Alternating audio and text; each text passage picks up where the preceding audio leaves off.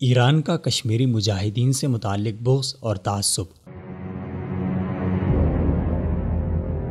بھارت اور ایران میں جتنی قربتیں آتی جا رہی ہیں، ایران اس قدر پاکستان دشمنی میں آگے بڑھتا جا رہا ہے۔ پاکستان کے روایتی دشمن ہندوستان سے ایران کی ہمیشہ محبت کی پینگیں رہی ہیں، اور یہ دنیا کا اصول ہے کہ دشمن کا دوست بھی دشمن سمجھا جاتا ہے۔ مگر یہاں دشمن کا دوست نہ صرف دشمن کا دوست ہے، بلکہ اس دوستی میں پاکستان کے ساتھ بھی دوستانہ دشمنی نبھا رہا ہے، یعنی زبانی جمع خرچ کے لیے دوستی کے دعوے، مگر در حقیقت پاکستان کو کھوکھلا کرنے کے لیے تمام طرح کے حربے زیر کار لا رہا ہے۔ ایران اور بھارت میں سی پیک منصوبے کو ناکام بنانے کے لیے ٹرانزٹ ٹریڈ کا معاہدہ کیا گیا، جو فقط سی پیک کی اہمیت کم کرنے کی کوشش تھی، اور حال ہی میں ایران اور بھارت کے مابین تجارتی معاہدوں کے بعد ہندوستان نے چابہار کے راستے افغانستان سے تجارت شروع کر دی ہے۔ اس میں سب سے اہم کردار ایران کا ہے، تاکہ بھارت اور افغانستان کو ایک ساتھ جوڑ کر افغانستان اور پاکستان کے درمیان دوریاں پیدا کی جائیں۔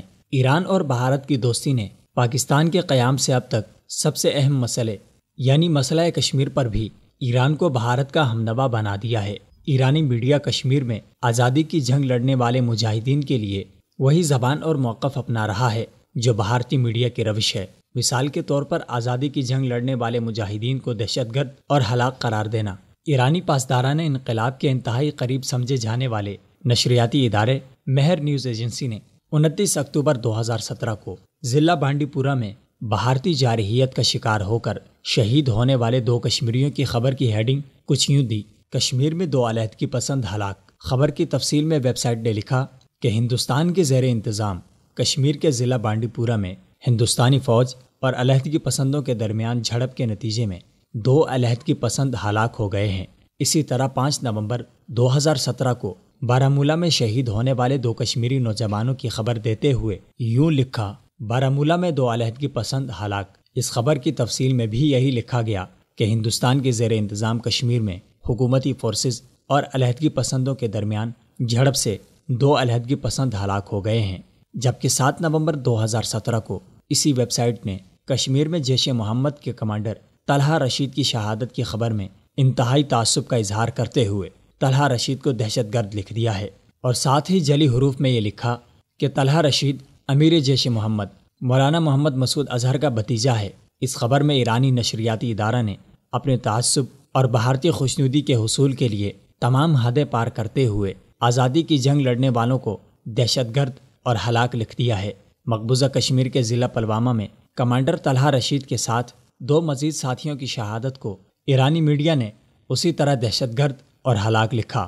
ساتھ ہی علیحدگی پسند کے لفظ کا اضافہ کر کے ایران نے گویا مقبوضہ کشمیر کو بھارت کا حصہ تسلیم کرتے ہوئے بھارتی تسلط کے خلاف جدوجہد کرنے والوں کو دہشت گرد اور علیحدگی پسند قرار دیا۔ مسئلہ کشمیر اور کشمیری فریڈم فائٹرز کا حق تو اقوام متحدہ تک تسلیم کر چکا ہے۔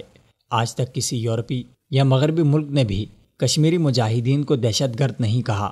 صرف اور صرف کشمیریوں کے دشمن ہندوستان کا یہ موقف رہا ہے، اور اب ہندوستان کے بعد ایران نے یہ حرزہ سرائی کی ہے۔ ایران کے اس موقف اور متعصبانہ روش کے بعد پاکستان کو فیصلہ کر لینا چاہیے کہ جس کشمیر کو پاکستان کی شاہرگ قرار دیا گیا، اسی شاہرگ پر حملہ آور ہونے اور اسے کاٹنے کی ناکام کوشش کرنے والے ہندوستان کی زبان ایران کیوں بول رہا ہے؟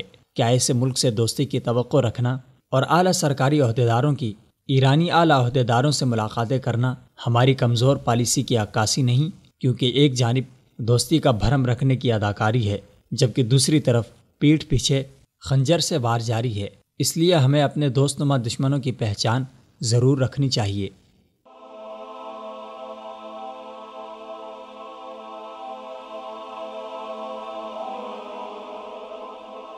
ایمان کی کرن، ہدایت کی شمع، وصال اردو۔